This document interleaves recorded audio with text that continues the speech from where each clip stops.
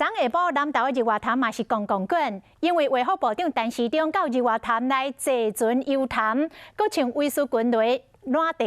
阿中部长讲，疫情也是袂当放松，也是爱继续做。我们的政府单位，卫福部长陈时中去日月潭水社码头体验烂茶。有个人去陈时中推广日月潭的红茶，伊所在所在拢有支持民众伫甲加油。辛苦了，大家好。伊嘛坐观光船欣赏日月潭的美景，搭个船看一下这个湖光山色，心情就愉快。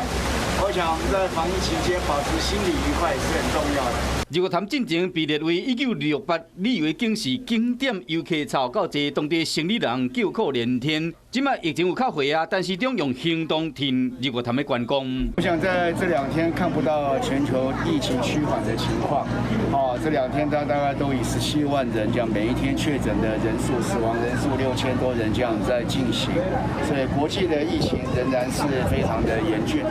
但市长讲，短时间内未开放国外都市也是区域往来，因为像巴西、南亚、中东嘛有大规模爆发的疫情，也有中国的北京短9天就新增加确诊人数超过200人，19新增加22个案例内面，各一个敢若1岁尔。但市长嘛提醒国人，热天虽然真热，不过病毒伫50度的温度下，才会袂活，所以讲民众袂使大意。医院嘛是爱较接洗手的，挂喙安，保持社交距离，确实做好防疫工作。